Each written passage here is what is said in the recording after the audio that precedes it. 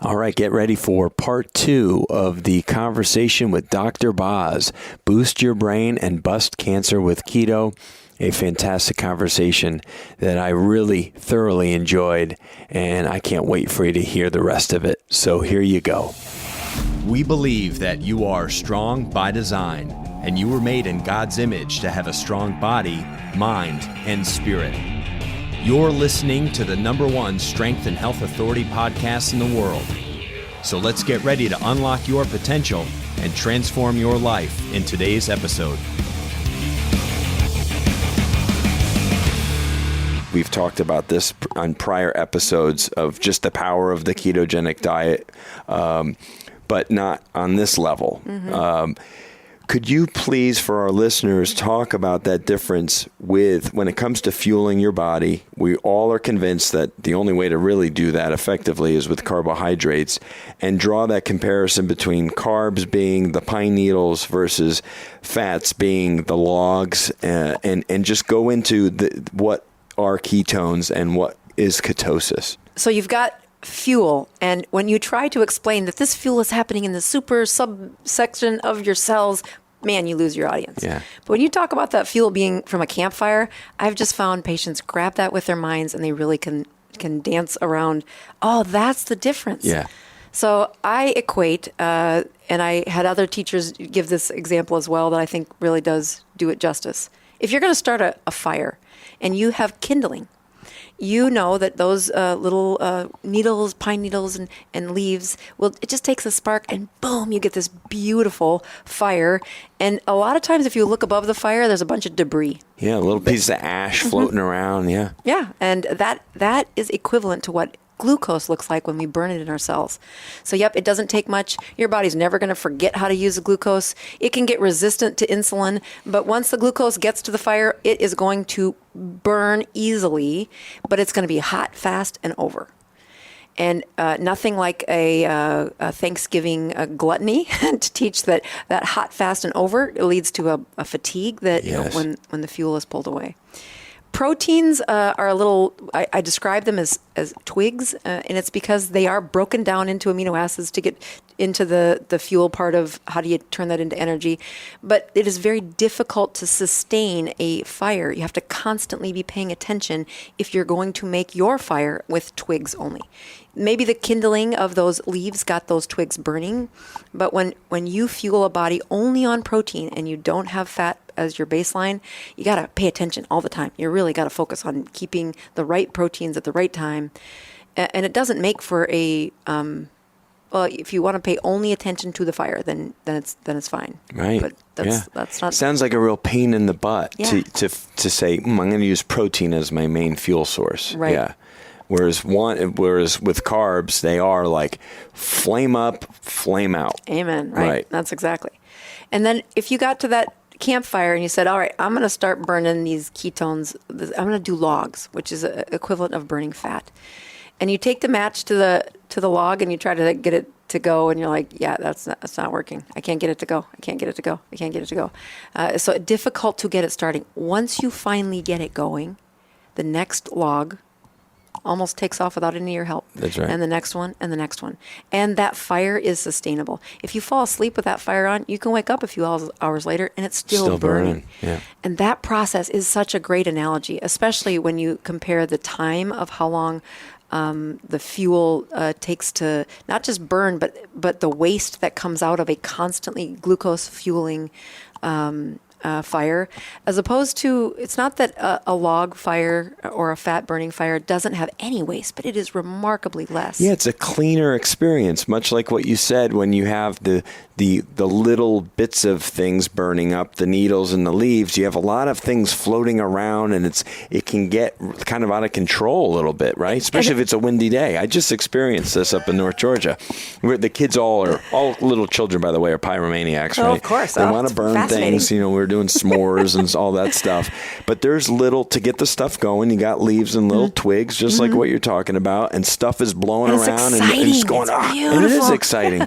But what do you Just do like glucose. once you get that heat going and those nice big coals? As you throw those big logs on them, what happens is you got the raging hot fire that's now settled down, much more calm, much less stuff blowing around up in the air, but a fire that, like you said, you can walk in the house for an hour and come back out, and that thing's still doing really well. And that analogy continues to play out. Even now, we're like, since I started trying to teach ketogenic journeys, we're 8 years later, or whatever it is. But that analogy really works for when you look at that waste in our bodies. When I get patients who are diabetic, so they've been over consuming and burning glucose for 30 years. And the waste throughout their body is what's causing their brain not to work, their heart to have a risk, their eyes to be blind, their fingers and toes to be at risk of amputation. Their body isn't working right because of the waste that happens when you only burn glucose. Wow. And to push them to say, okay, I need you to do this ketone thing. Well, it takes a commitment. You don't just take a match and light a log and say you're going to be good tomorrow. No, right. It takes a minute. It takes education of what's going to happen, and especially when patients come in and they're not fit, they're not they've been abusing their drug of choice, sugar, and now they've got layers of fat. Which you say, well, I should be good for the ketogenic diet. I've got all this fat. I'm like, yeah, but you can't touch it until you fix that chemistry set. That's exactly right. Your body's not going to tap into all that nice stored opportunity on your body until it has to. Exactly. Because you got to flip that switch. Because most of us listening are running on carbohydrates as our fuel. Right. Even if they're, clean carbs. Yeah. They're from rices and oatmeal and fruits and vegetables and things like this that have, decent, not crappy carbs, the processed carbs that so many people are stuck on. But there are all their other options. Yeah, and you watch their bodies and brains, and I think that's the hardest part of the first 20 years of practice, or about 20 years before I said, okay, I gotta change the way I'm seeing patients, is that internal medicine is the watching people age. And when you start in internal medicine, you get your 30-year-olds, which aren't very many, 40-year-olds, 50-year-olds, and all of them are aging. And of course, you're aging too. Right. And then you got the ones dropping off at the end and going, oh gosh, that's not fun. Oh my goodness, I hope I can find a way to have more people not do that. How do I prevent that? And as you look at the best internal medicine physician, primary care physicians, they prevent problems the patient never knew were coming. But that's kind of a private celebration. and the prevention really is about, can you get the patient's behavior to change? So when you're just saying it's for weight loss, I think that motivation is fickle. I mean, the number of times I've put patients on a weight loss journey, told them to exercise, do the things that are, and they don't feel good. I mean, the beauty of what happened when my mom was in this zombie phase, and again, best healthcare deliverable. Yeah. I mean, escorted by me. Right. 6 days of changing what the fuel was, and she is looking at me with a soul that's starting to wake up for the first time in probably 10 years. Wow. Like the recorded memory of my kids knowing that zombie version of grandma. I mean, she would put on the performance and then she would have to sleep for like 17 hours. And this is right before she was like, I'm not doing this again. I'm not doing this again. Yep. To know what does the life look like before people get to that? Well, it's little things like, Doc, I'm tired more than I think I should. I can't get this 30 pounds off. Doc, I can't seem to focus in the afternoon. Maybe I have ADHD. I'm like, no, you gotta put the fuel back in your body the way we were designed to eat, which, the first place I start with, and this becomes a talking point, is I tell people, you need 20 total carbohydrates in a day, not the net carbs, not the, no added sugar carbs. I need 20 total carbohydrates in a day. And a lot of that stems from, yes, I struggled to get there because I was trying to follow these other rules that there was no way. I was insulin resistant too. I had about 30 pounds I shouldn't have had on. But that was, it completely blocked the ability to make a ketone. And then I couldn't get to the other side of that either. So watching to see that, most of the patients I see are more like my mother, more like what I was struggling with at that time, than they are the healthy guy that can get away with, eating, dirty keto, whatever it is. Yeah, dirty keto. All right. So as I write the rest of this book, I took a good story. It's a love story between a mother and a daughter. Yeah. And it really is God helped me with something I'd never done before, never written a book. I self-published it, and at the behest of my husband. And you read it yourself, which always for me, and I've listened to a lot of audiobooks in my day, when the author does the reading, Amen. It's way better. Yeah. It just is. It's read from the heart. Yeah, you can't escape that story. Yep. So it's like 70% story, 30% science. Yeah. I left a lot of my notes on the cutting room floor of what I do in my clinic. So December 31st, 2020, I pushed publish on the second book, which is Keto Continuum, really walking another patient story through what does I do today in my clinic, and where do I see them get stuck, and where do things go wrong, and using a story. And it comes with a workbook, which essentially are the handouts that come that I use in my clinic. And I've said this thousands of times that you do not need to be a physician to teach the ketogenic diet. It helps when you're advising people that are very chronically ill and don't know it. Yes. But read a book. The secrets are in the book, people. Yeah. I have people write in all the time saying, "Can I be your patient?" I'm like, "No." Do you know what a ketone is? Hell no. Nobody can see me unless they can define a ketone first. I love it. Yeah. A couple of quick things, because I think they're really worth noting. Number one, when you're trying in your practice as a physician to genuinely help someone, to get to a root cause and not just handle symptoms, but really fix them, I think that isn't that really what it's all about? That is what you go to school to fix. I mean, that is the core of what the education was about too. Right. It is just not the core of what the business of delivering that. That's right. is. And I feel like there's got to be a lot of physicians like you that are going through those motions, but not because they really want to. It's just kind of the way things have gotten. Right. No, it's a dangerous place to be. They would love to be able to break out into like, gosh, if I could just work for myself and like solve people's problems and really help them. Yeah. There's got to be a huge community of people like this. Well, you remember that bulldozer on top of a wedding cake? Yeah, there's not a lot of people that will want to bulldoze, that want to marry That's a right, bulldozer. that have the personality or the character to do it. It's real, because you're stepping outside a pack. I mean, anytime something goes wrong, people start eating a high-fat diet, low carbohydrates, or maybe they just take the high fat and they keep doing it. They have a heart attack and they say, "Dr. Boz told me to do it on YouTube." I mean, you stand in front of a panel of peers and say, "You did what?"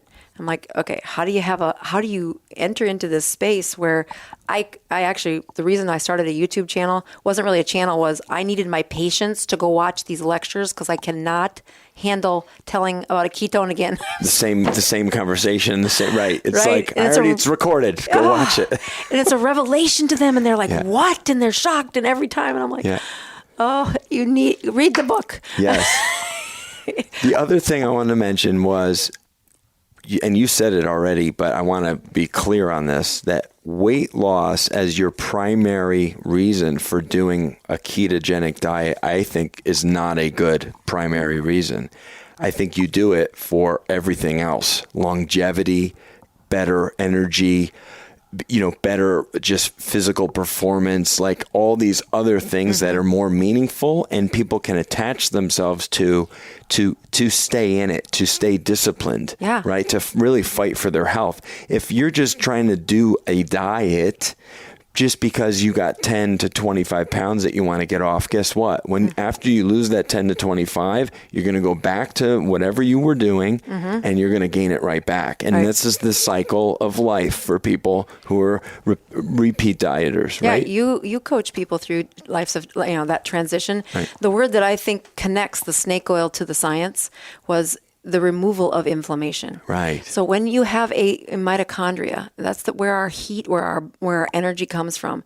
And whether it's the brain, the heart, your tongue, your finger, all of that energy that supplies to that part of your body it has to burn a fuel. When we have glucose as the only one, not only does the debris fly high into the air with a cost to our body that you don't get to see. You just get to watch that it's aging you faster than your neighbor. The antidote isn't never have a carbohydrate again in your life. Although it's close to that while you have to undo all of this.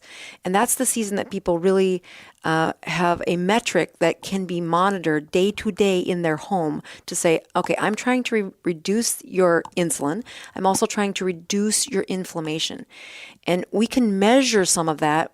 Point of care in your home. You buy it, don't need a prescription from me. Go to the internet, push click, and buy that and study yourself. And really, that's been where I've taken this puzzle that says, watching hundreds of people improve their journey with living in a state of ketosis, really reversing neuropathies, reversing some autoimmune disorders that I'm like, I don't think this can reverse it. Let's do it. We're going to commit to 6 months. This is the plan. Here's what it would have to look like if we're going to reverse that medical diagnosis that every one of my textbooks says you can't reverse. Just like my mother's diagnosis could not be treated any way except with that chemotherapy. Yep. That process of repairing the body, it is kind of like that log where when you first wring out that inflammation, you get a fire. But the longer that fire grows, as long as the fuel stays solid, they do wring out that inflammation. The white blood cells do come back and do what they were supposed to do to those broken nerves, and they heal the neuropathy. The antibodies where it's attacking your thyroid, and I can't guarantee that your thyroid is not all gone. I don't know when you start. But those antibodies come from cells that were made in an inflammatory goo. And when you take out that inflammation and you measure it, I have a worksheet. Check your morning glucose. Check your morning ketones.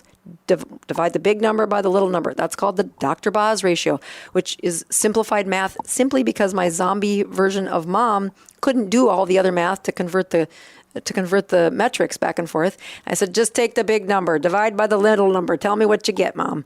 And this is how we would measure. Is she in an advanced state of ketosis, or is she in... And of course, what we were learning is she can't eat late at night. You have to put that here. You have to give me at least 16 hours of not eating. And in her case, it got closer to like 23 hours of not eating. And then you'll get to this fasted for 40 days in there. And was not planned. There's a nightmare that happens in the middle of that story. You're like, wow, that chronically inflamed body had problems.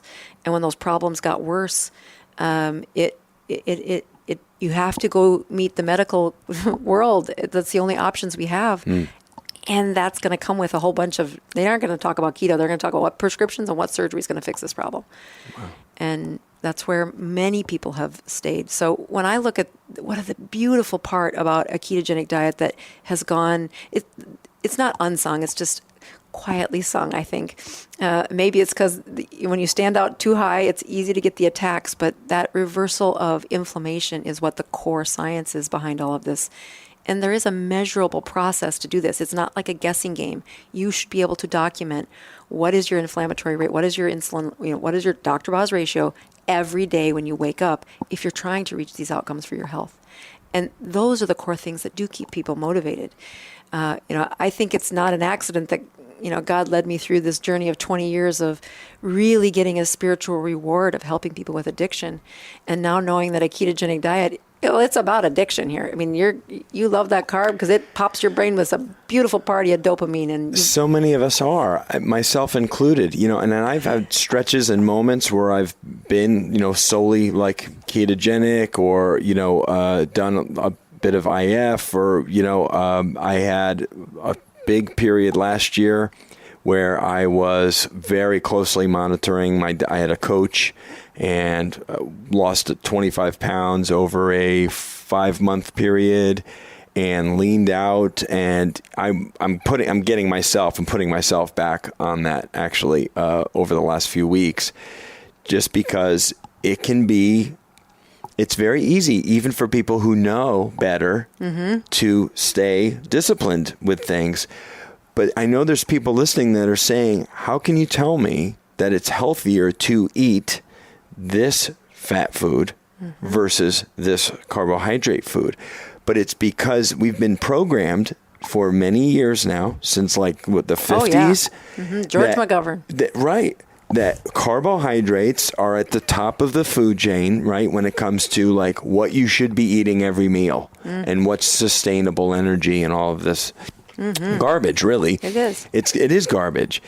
When we start to realize that, no, in the morning, steak and eggs actually is the smart breakfast. And that's the or log. bacon and eggs. Right. Right. Mm-hmm. That's the log. Right. That's going to, that fire, that process is going to fuel you in a way that you have programmed to look for that food every couple of hours.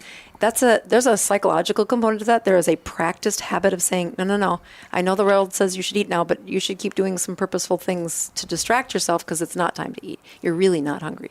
And especially if you're trying to keep that fuel burning from fat that's in storage. Mm-hmm. We got a chemistry set. Before you eat that food, let me see your numbers. Check your numbers before you do that. And if you're not in a state of ketosis, you're just going to put more into the storage than you're going to. Yeah.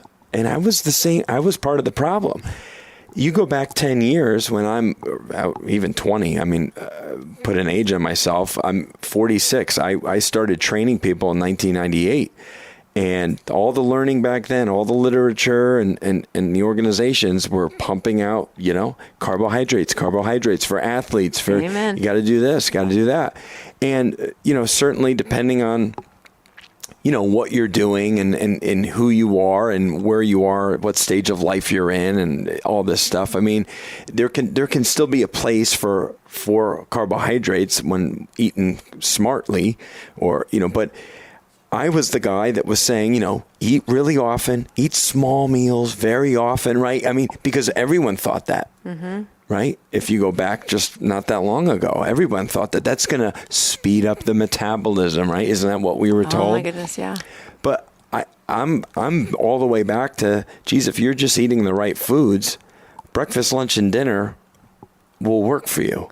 Yeah, and I actually think most adults work best on two meals a day. Or even two, yeah. right? Mm-hmm. But skip your breakfast, maybe even, and just do a lunch and a dinner, mm-hmm. right? Or, wedge them into more of a window where mm-hmm. you have these longer fasting periods. Is that kind of... Yeah, that's a huge part of it. That when we look at a continuum, because you kind of come into the ketogenic world kind of like we did, with a little bit of, are you sure I should be eating this much fat? Right. What? Well, that looks crazy. Should I have half an avocado every single day? What do you mean scoop it out with a piece of bacon? Right. What? Are you kidding? Right. My bacon is my spoon, right. And I'm just eating straight avocado. And then I also had 3 eggs for breakfast or whatever. Yeah. It's like, wow. So that journey gets them a little ways into it. But we have a zone that we say, this is your baseline metabolism, and you should be able to live here. And so there are 4 layers of that, depending on how much you want to advance your metabolism. And then there's ways to stress your metabolism, which is to deny it food. For the highest that I recommend in my journey is they've got a baseline of ketosis. And I don't ask patients to fast for more than 72 hours. But one of the ultimate skill developers, I mean, when you're stressed somebody to learn a new skill or to push a new weight, you're developing a skill. As I have them document 8 consecutive weeks of a 72-hour fast every week while keeping their eating window with what they were before they started that. So if their eating window is 4 hours or 6 hours, that stays. And we start with a 36-hour fast a couple of weeks, then we go to a 48-hour fast for a few weeks. And if they're looking for this advanced level of reversing their health, of really improving those health problems, getting off prescriptions, those are real attainable goals that I couldn't say out loud in 2015. I really thought, I don't think you can get off your thyroid medicine. I've never seen that happen in 20 years. I don't think you can undo diabetes. I've never seen that happen in 20 years. You can't get off insulin once you're on it. That's just impossible. I've never seen that. I mean, and I saw lots of patients. Yeah. That's like, oh, okay, wait a minute. Maybe I'm just using the wrong lever here. And that changed my heart. Like, oh, this is why I went into medicine. Wow. Because we are a gluttonous culture, right? There's a reason there's a rule book called the Bible. It says right. You should follow some rules. That's right. First world problems, right? Amen. We have too much food to eat. Yep. I mean, and a lot of it's the wrong food. I mean, number one, our bodies need to breathe, mm-hmm. and they need water, and they need movement. I mean, I would put it in that order, and then maybe even sleep. Food probably makes it maybe at 5th. Yeah, it's down the line, it's right? A detail, right? Is it? We've made food. I'm guilty too. Oh yeah. We've made food like the most important thing, haven't we? And then how much you think about it. That's the part right. that I think has been the hardest part for me over the years is like, I have people ask me out for lunch and I just think, who eats in the middle of the day anymore? That's so 2000s. Yes. Yeah. You're like, oh, and I used to, and they're like, you have to eat. And I'm like, Okay. At some point, I do. Right. But what it's like, you think that option's like 4 or 5 times in a day, and you're like, no, I couldn't get half the stuff done. I try to get done in a day right now if I ate that often. Not only is it peak brain performance, I do think that's been the literature that's been the 2 areas that I've really found fascinating, which was one of the reasons I was like, I really want to go on their show and just hear more about what I've listened to several of your guests, and some of them I would love to debate, but I'm sure. Yeah, we get a nice mix. Yeah, it's perfect. It's great. But the areas that have been just really helped me to stay passionate about the ketogenic diet has been the fitness world. My youngest son is a wrestler. Yeah. And in South Dakota, your world of baseball is like our world of wrestling in South Dakota. So you show up in a gym on a Saturday morning anywhere in those little towns of South Dakota, and like you pay the fire marshal to leave because there's way too many people for capacity. They're just all those little wrestlers. So there's a lot of like onesies and people running around with those little soft helmet things and weird ears because of rolling around on the mats. Is that true? Cauliflower is preventable. Cauliflower ears. Yeah. So wow, yeah, that's cool. You look at Dom D'Agostino's, his infusion of this science into not the weight building world, but also the cognitive world. It satisfies my hunger for, if this explained, I need to see where this is being applied. And you look at the folks who are coaching the most advanced gymnastics team or the most advanced wrestling team, and they say right out, you have to fuel the brain if you want the athlete to win. So if the brain is used to using glucose, you're in trouble. To get those gymnastics, and I think of wrestling and gymnastics as the most advanced weight management plus pliability. Same here. Yeah, right. Yep. Those 2 sports are uniquely advanced, and you see the ones who rise above that teenage years where puberty hits, and either they can't stay disciplined, they can't take the hit, they can't take it. That it's a hard season. I'm telling you, middle school ruins a lot of wrestling families. Yeah. Same as gymnastics. Those women get into they're now cycling with a menstruation, and their hormones are going to change. Yeah, they're not 8 anymore. Right. Right. So now, how do you have their body on a log burning process where their brain development doesn't have them have a shorter hippocampi? They have full brain development because they're not cutting weight, and they really are fueled to have better cognition during the fight, during the wrestling, and watch that. I mean, it gives me goosebumps to just know. I think the person who misses me the most from Sioux Falls, South Dakota, was the wrestling coach. Where I'm like, I know. Here's what I know that other major organizations pay big money for is this metabolic advanced health of how do you get a wrestler to cut weight without getting him crabby. That's right. And then he doesn't want to, you can't think about the move. He's an irritable teenager. Right. We all know what that looks like. That's what we all think about when we think of like a bodybuilder or anybody who's like got this weight management, almost feels like a full-time job for them to kind of hover and stay or get to a certain weight or point.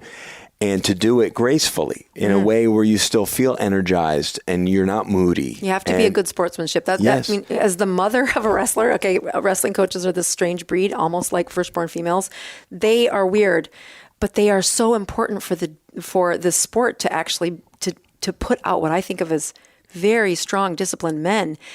And when you have people that aren't sportsmen, sportsmanship becomes really important. Maybe it's in every sport, and I'm just experiencing it as the mom of a teenage boy in this, that when they can't control their anger, they are not on the team. That is not acceptable.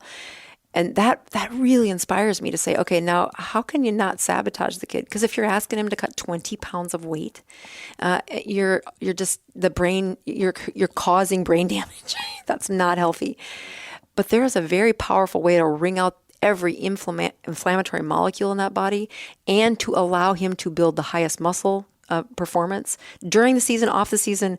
It's not that he never gets a carb, but that advanced ketosis can make for a really strong athlete. And there's nobody better than Dom D'Agostino to give you some examples of what does it look like to be a strong, very cognitively advanced, athlete, scientist, all in one.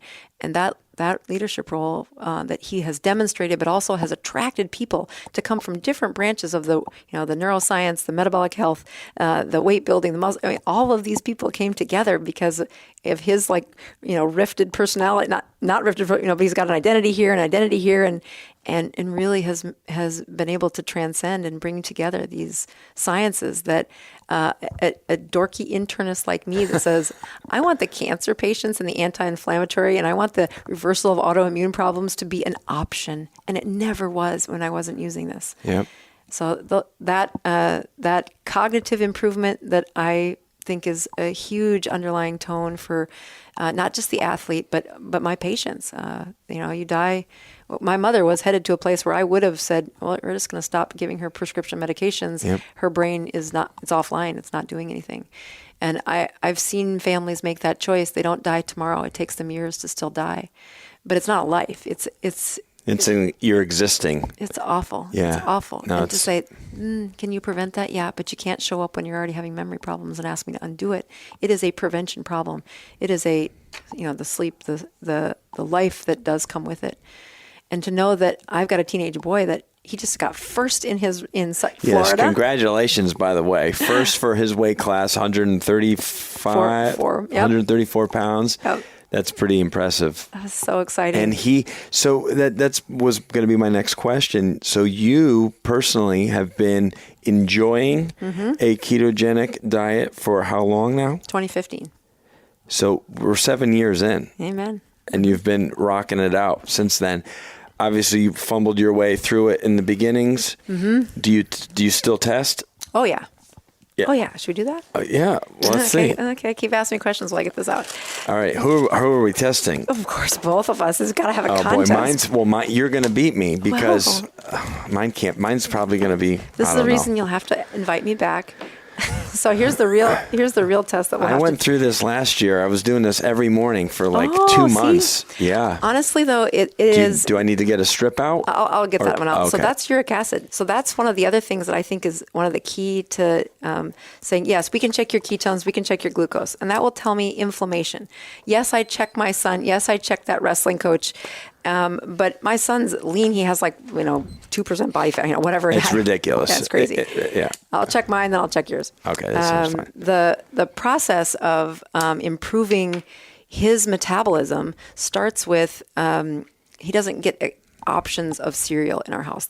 He on the way home from every wrestling practice, he gets one of those before. Oh my gosh! Look at this. Yeah. See, she just busted out a Brunswick sardine fillets, gourmet style, in olive oil, and this. Yeah, you cited this in your book. This is the thing your dad really looked forward to. He likes these. Yes. Well, he thought they all had to be eaten with crackers. I had to break him of that habit. This is 200 calories for one can, 15 grams of fat, 0 carbohydrates, 16 grams of protein. It's herring in olive oil, but. I guess I don't know that I've had. It's been a while. It's been a while. So yeah, the beauty. I didn't have enough blood on my finger there, so I'm just going to use this one. Okay, these are the point of care. Yeah. So yeah, for those listening, she has a couple of blood test, devices here. They're real simplistic. I have one at home in my cabinet, and I did this every morning for a few months just to make sure I was down, and I would float between usually 60 and 80 was probably my number. I wasn't trying to be. So glucose of 87 there, mm-hmm. and the ketone there, it says 0.2, but I bet you it's a little. I'll bet you if I check it in about 5 minutes. I've been fasting for most of the day. I ate breakfast, and when I can feel that the glucose is doing what it's going to do, and my ketones are about to burst. So I'll check a uric acid while I'm at it too, and then I'll check yours. So let's just review that. So when you look at glucose and ketones, those are two fuels that are run by your body, and insulin, which is what the Latin Greek word gets it to insulate you. Yes. Okay. So the storage of fuel comes from how well that insulin is being made and how well it's been stimulated. When the particle size of your insulin, of your carbohydrate is small, so specifically processed food, or even like coconut flour, it's a small particle size. It's known for stimulating more insulin than if you ate the coconut. like the whole food, the non-processed version of it. Right. Right. So that insulin will tell the glucose to do one thing and the ketone to do one thing. So in the absence of glucose, your body will increase the ketones and the glucose is lower. Having a measurement of your insulin is another way to think of what's your inflammatory state. This is uric acid, which is, what do you know about uric acid? Have you heard? Probably not enough to really talk about it, So other than gout. I know. Does that word come to name? Oh, Yeah, there you gout go. I've heard of, yeah. Okay, so that's what, if I'm going to diagnose you with I've gout. heard it's very painful, too. Yeah, so there's 4.2 of uric acid. So that's probably the better number if I get to measure one number of somebody. Uric acid is what we would diagnose with gout. Above 7 would be at risk for gout. Think of it as the debris that's present in your body. And when And where is it present? In our blood, right? Right. It transits in your blood. It will accumulate in the joint, like in your toe joint, which is gout's known for that. It's a cold, usually deposits down in the lower body, right? Yep. The feet. Cooler area of the body. So in between that joint space is colder, and that crystallization happens in those cooler joints. They happen in other joints too, but those are the most common ones. And it's not when you have a little bit of uric acid that you get a gout attack. It's you've had a lot. Wow. So we're going to find out what my numbers are here shortly here. So your numbers are both nice. Yeah, right? they're fine. What would you give yourself grade wise right now? So that's a pretty good number. I'd say I check my numbers a lot, so I know that they're actually really good. But it's not fair. Stop bragging. I know. I'm not trying to do that, but it's something I practice. I fast. All right. So what are we doing here? You're pricking me. Yeah. Okay. There is a weekly pattern that I have, which is I do a live. I'll let you squeeze my finger. A live YouTube show that I do on Tuesday night at the end of my fast. So that's a 48-hour fast usually. So that's a 10-second countdown. Okay. And then this one, should we get some more blood out of that bad boy? Can you get enough? There's a good push. There you go. You got it. Okay, so ketones a 0.4, so similar. And that's exactly how I wipe mine off too. And glucose is 78. 78. That's pretty good. So those are not bad. Good numbers. So now we'll see what is the debris level. And I just think that's another really good. When this came out, do we need it? We have to poke it again. You're going to have to do a redo on my, So we're getting to the real number. The real number. So this is the uric acid. Acid number. Yeah, so it sounds like you urine. Want to do a different finger? We'll do a different finger. Be nice to you, yeah. All right, we got a bleeder. Good one. Yeah, so this one takes 15 seconds to count down to, but pretty good little. I love this meter that it has this kind of strips that don't go bad in South Dakota, which is like a thing. I also think these strips usually have expiration dates on them, correct? These are even better. So 4.7, not bad. Under 5 is a pretty good number for not having, for being not full of a lot of debris. Okay, good. One way to think of it. But I mean, I'll tell you, when people start on that journey of, well, what's my health really like? What's my health really like? Yeah. I can check your blood pressure. We can check your cholesterol. We can look at your waistline. There's lots of ways you can measure this. I think there's a really good program that I think it was out of Stanford. They were trying to perfect this, that when they look at someone's face, predicting their age is a thing our brain does, and then we don't know it does. But it's one of the best correlations to the telomere length at the end of your DNA. Yes. Where you say, what are some of the other benefits of a ketogenic diet? Go back to 2015 and look at my skin. It's kind of gray, and I don't look nearly as healthy. Wow. And I don't, of course, notice these things happening, but over the last year, they're like, wow, you're reversing in age. And that process of watching people, looking at people, saying, "Oh, you can look at them and say they're healthy, they're not healthy." That's a thing. You should trust that gut. And then look at their uric acid, because that's the other thing that I'm like, no, trust your gut. Look at their shape. Look at their skin. Look at their, how they how they participate in their mind, and then check their uric acid. Wow, that'd be the one thing I'd look at. Yeah, it is something that we all do without really trying to do. When we first meet somebody, or come into contact with somebody, we kind of judge their look, their appearance, right?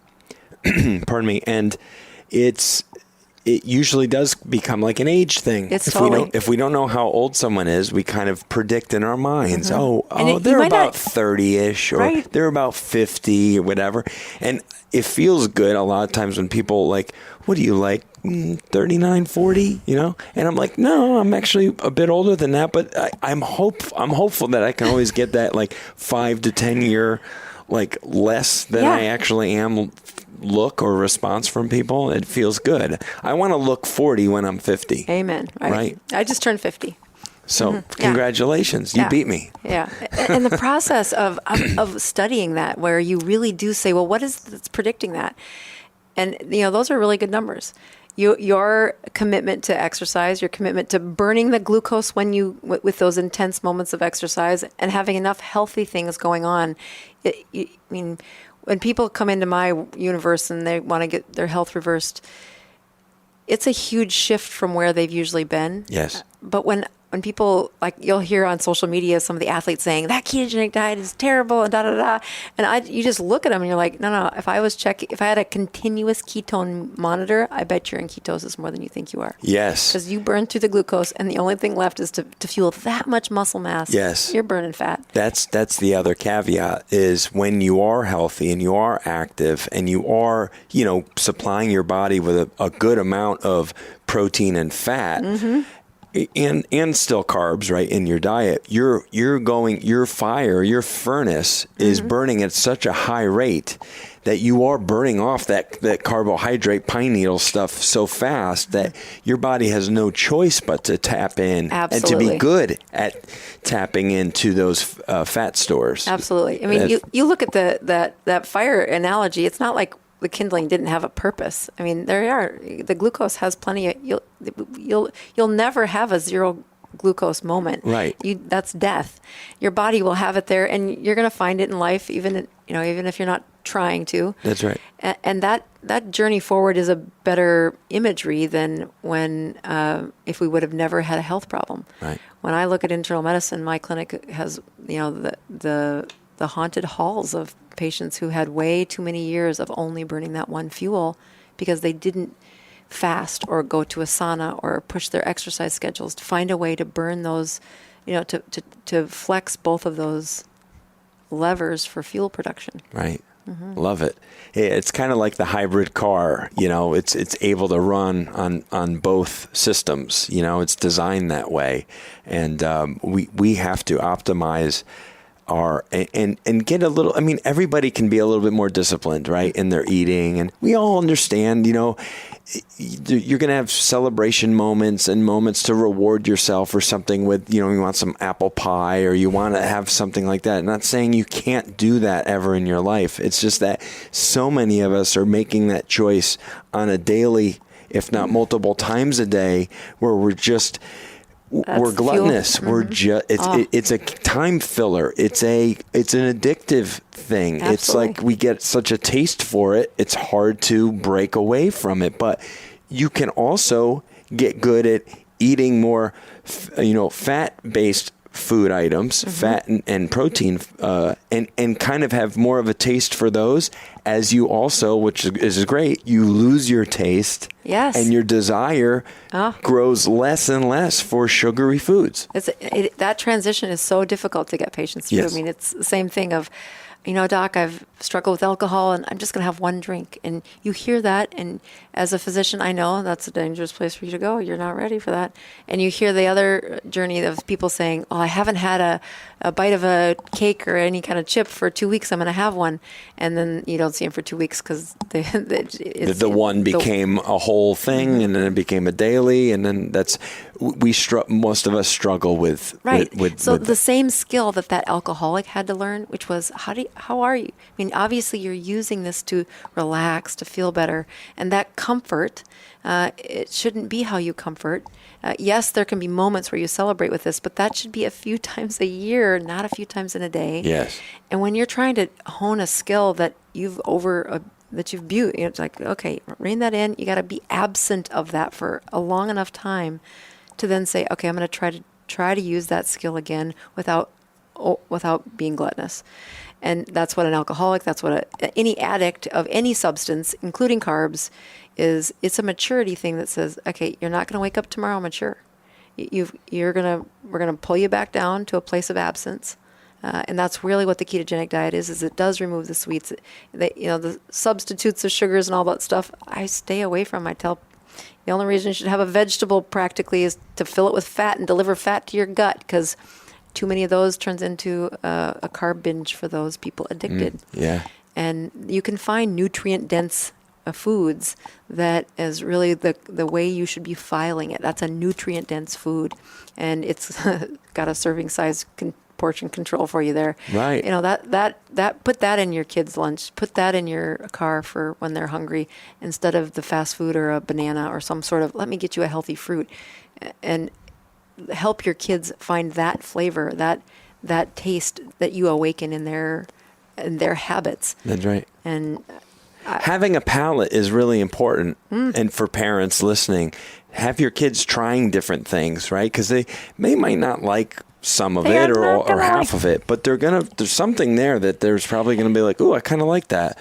And it's, oh, good, because that's actually healthy and better than the other 3 things that you have been eating. So, I mean, you have to experiment and open them up to options, because the kids are only going to eat what you're providing to them, right? And they will emulate your behavior. So that's right. You should probably try it too. So I think what's appropriate right now is that we get some of our listeners. Thank you for being part of this conversation today. First of all, it's been really enlightening, and I've really enjoyed it. If you didn't realize that in my passionate responses with Dr. Boz, but her audiobook, which I still have to finish myself, is so excellent. As we said, it's read by her, and so that just makes it come to life even more. Any way you can, A Beginner's Guide to Ketones for Life. It's fabulous. I encourage you, go to Audible, which is where I went, and I have credits because I'm always downloading stuff. So I know you gave me the link to get it for free. I got it for free anyway because I'm consuming so much stuff in there. That's how I do books too, actually. Yeah, it's so good. And I still read hard copy. I still read Holding Your Hand books.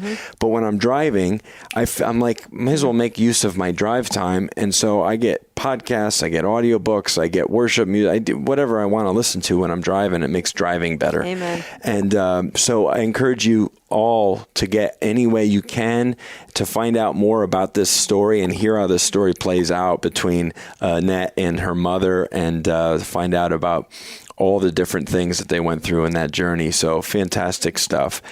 It's been really fun. Awesome. Honestly, I was really excited about being on a different audience, because I get invited to a lot of keto and doctor stuff, but this is perfect. This has been really nice for me. So thank you. Oh, you're very welcome. And I'm in your community, so you'll have to invite me back. Yes. And we'll do a follow-up question. We can. No, we can. And we'd love to do that. We have repeat guests on our show often, because now that we're kind of reaching that 4-year mile marker, you have a good conversation with somebody that's just maybe scratching the surface with their area of expertise. So you like to dive back in, or hey, your life has totally changed in the last 2 years since we talked to you last. Let's go into this. So there's so much that we can talk about. So exciting stuff. And then you said you're actually doing a second part. Is it a part 2? Yeah, I have a part 2. It's actually done, and I'll give you this as a gift. Gosh. This is the workbook that goes with it. Oh my gosh. So that's the second part. So the beginners, I would encourage people to start with any way you can, because it is a really good story of kind of saying keto is more about than just weight loss. This is the stuff I left on the cutting room floor, and I talk about a patient named David who starts out with a brain that's not working very well, and he's got a business to run, and he's 60 years old. So the stories on that one is pretty good too. And this is the workbook that goes with to saying, I'll teach you how to do this in your life without going to the doctor. You do not need to see me to start the ketogenic diet. You can just use a workbook. This is so cool. Keto Continuum Workbook.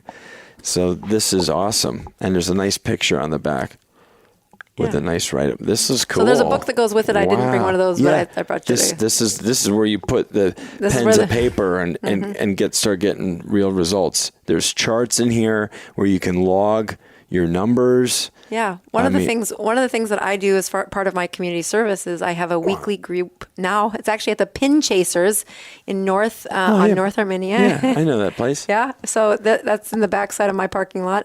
My office is in that blue building there. Wait, you're in the blue building? Yeah. Where Defy Medical is? Yeah. Get out. Yeah. I've been there many times. At TB12, I have their old place. Oh, wow. They're across the hall with a bigger thing, and they have more windows. How cool. And they have more windows. Yeah. Always a jealousy thing in Totally. a building, right? They have more windows. windows. Jerks. So every Tuesday from 8 to 9, I offer a free support group for people that want to come and ask questions about the ketogenic diet. Oh, my gosh. And we meet at the Pin Chasers. How cool is that? Yeah, it's honestly I think everybody should you should give back. And right now I'm setting up to see when I could start my medical clinic here, all the paperwork and how life changes. And I've got a couple of businesses that need some attention before I start seeing patients. Wow. This is the best version of seeing patients I have till I see the first one here in the next few months. And you're enjoying Tampa so far, being down here now 6 months officially? Amen. Yes, you do the weather way better. Yeah, we do the weather pretty well. I know. We're fortunate. But it's good people, honestly. The school has been great, and I'm really, moving across away from my, life of origin. Right. It was, but I'm no regrets. I feel. Oh, good. I'm glad you're enjoying it. Yeah, next chapter. I grew up in the Northeast, moved to Florida in 2002, met my wife, and it's been 20 years now, so I'm officially a Floridian at this point. And it's been great. And then when we moved up into this Tampa area, it just got that much better because this is like it's awesome. It's a great There's area. So much within everywhere. Like, wow, I would have to drive 5-6 hours to get half of these resources. Of these options. I know it's a great. So we're obviously selling the area here, but it's it's okay. Everything goes flying. Thank you so much again for your visit and for your passion and for all of your hard work and knowledge here. It's been absolutely wonderful. We thank you, listeners, for again choosing Strong by Design. We have great conversations here, and I've learned so much today. I hope you have as well. Please hit that 5-star rating. Leave us a review, whatever platform you listen to the show. We so appreciate it. And share it with a friend or a family member for sure. I know I will when once it comes out on our end. I'll be sharing it a lot. So we'll see you next week. God bless you. Have a great rest of your day. Thank you so much for listening to the Strong by Design podcast. If you found value in today's episode, please subscribe so that more people can find out about our show. Plus, you don't want to miss any future episodes with the amazing guests and topics we have lined up for you.